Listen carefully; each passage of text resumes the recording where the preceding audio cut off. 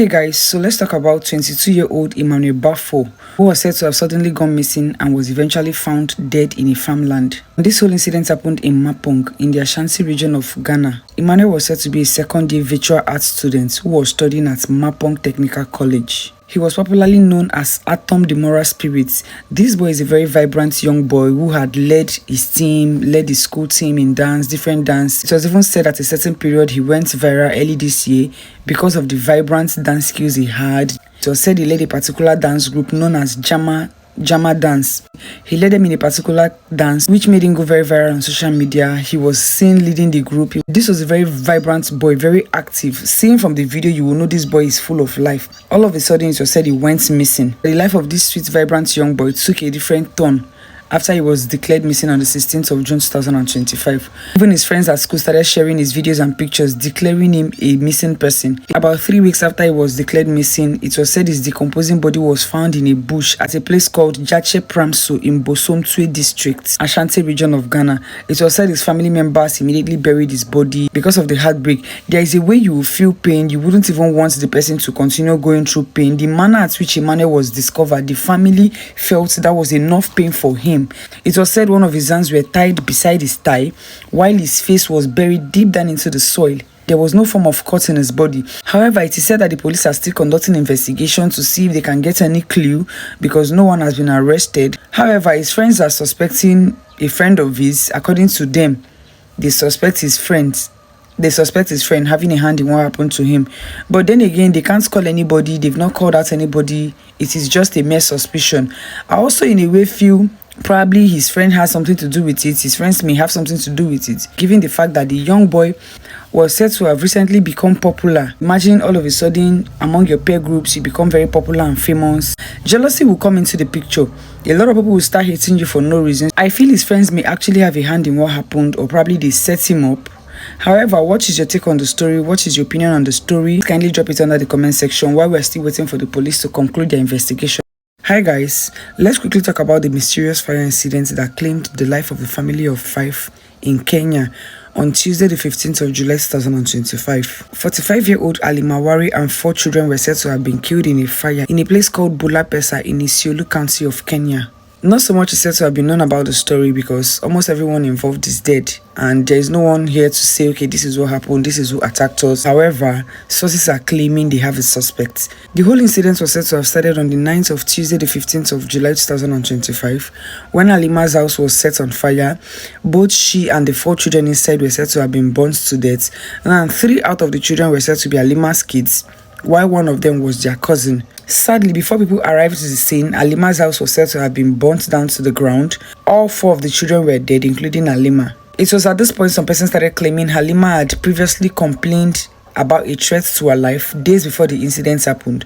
That she complained a particular woman whose identity is yet to be revealed threatened to kill her because the woman suspected her of having an affair with the woman's husband. However, the next morning being the 16th of July, a lot of persons were convinced it was the woman who threatened Halima days before the incident that set Halima's house on fire, killing her and her children.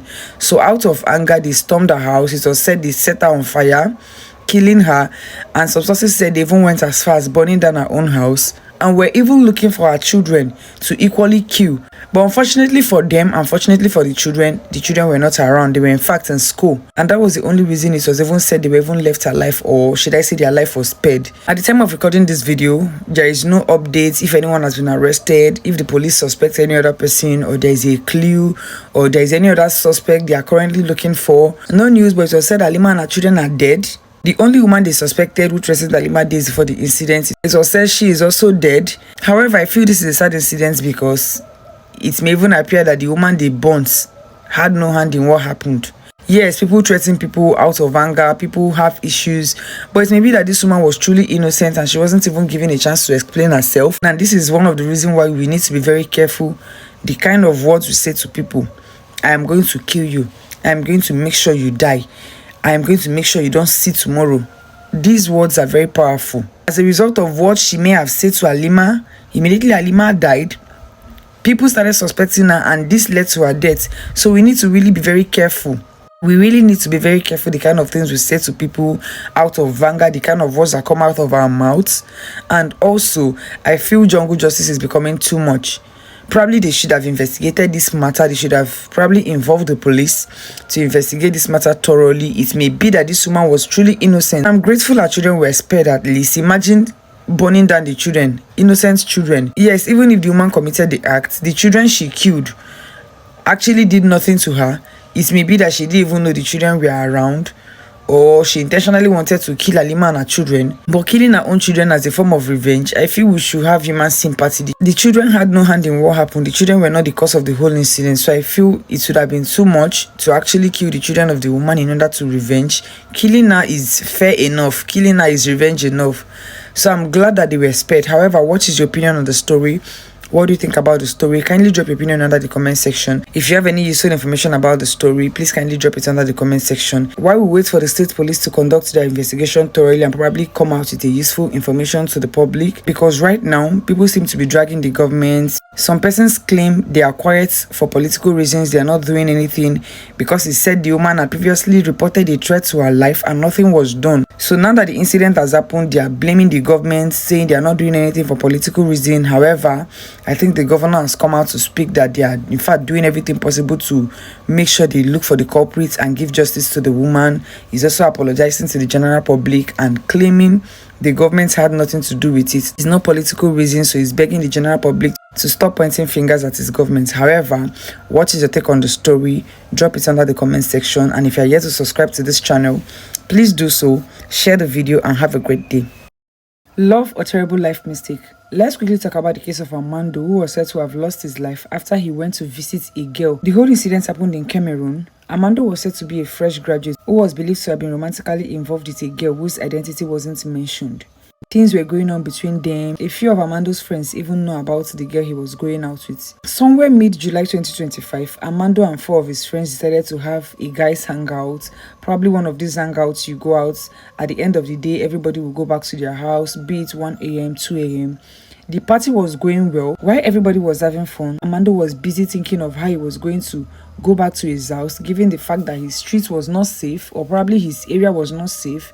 Then a thought came to him: why am I even in a hurry going back to my house when my girlfriend's house is just close by? He decided to text his girlfriend to inform her that he had gone out with his friends and he doesn't want to go back to the house, given the fact that his area was not safe. So he asked the girlfriend if he could come and sleep over at her place. The girlfriend said, why not? Come over, when you're done, you can come and pass the night. Somewhere around 1 a.m, it was said Armando sneaked out of the party to go visit his girlfriend, not knowing this would be his end. Armando went to the girlfriend's house. Immediately, Armando got to her house and started texting her. She stopped responding. She stopped taking his calls. He stood up and went straight to knock at Armando's door. But unfortunately for Armando, his girlfriend was in fact inside her house with her main boyfriend. An army man believed to be her boyfriend opened the door. And immediately he saw Armando. It wasn't clear what the girlfriend had told him about Armando, if Armando was stalking him or something, or he believed Armando was a thief. Immediately he saw Armando, he lynched at Armando, started beating him badly. In fact, it was said he focused on Armando's face. He bruised the face so badly that Armando became unconscious. What the girlfriend even did was what even surprised me the most. She picked out her phone, recorded Armando in his worst state, and posted it on their WhatsApp group, on their student WhatsApp group.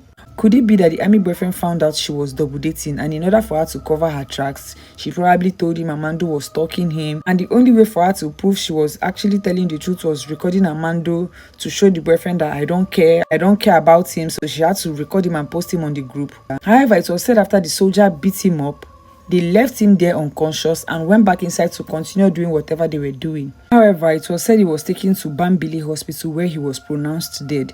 One of his friends who had previously gone out with him on that hangout came out to make a post saying they were able to access Armando's phone and they saw the conversation of the girl giving him permission. At this point, it's not even clear if Armando has been buried, if the police are currently conducting investigation, but a lot of persons are blaming the young man for going to his girlfriend's house. I don't see anything wrong with what he did. It's just unfortunate that his girlfriend was a bad person, because he is not the first person to go and visit a girl in the house. I'm just blaming the girl, because if you wanted to double date and you see that, okay, your soldier boyfriend is currently in the house, you should have just told Armando to stay back. I feel like there are just so many things involved. Either this girl intentionally set this boy up, or probably her boyfriend, her soldier boyfriend, found out she was cheating, and in order for her to cover her track, she decided to allow him come over and be beaten up. But I don't know why she would even do that. I don't know why she would do that. However, I hope his soul rests in peace and he gets justice at least. Because at the time of making this video, it's not even stated, it's not even clear if the police have started making any investigation, if they've arrested anyone as to the regards. And this girl needs to be punished. It will be worse if this man was actually a soldier. The man who beat Amanda up was a soldier. Because how do you abuse your power? Because you're a soldier, you misuse your power. You should have just probably warned Amanda, or probably threatened him and made him leave than beating him up like that. Except there is more to the story or more to the case. However, if you're in Cameroon or you live around Cameroon and you learnt about this incident and you know more about the story, please kindly educate us under the comment section.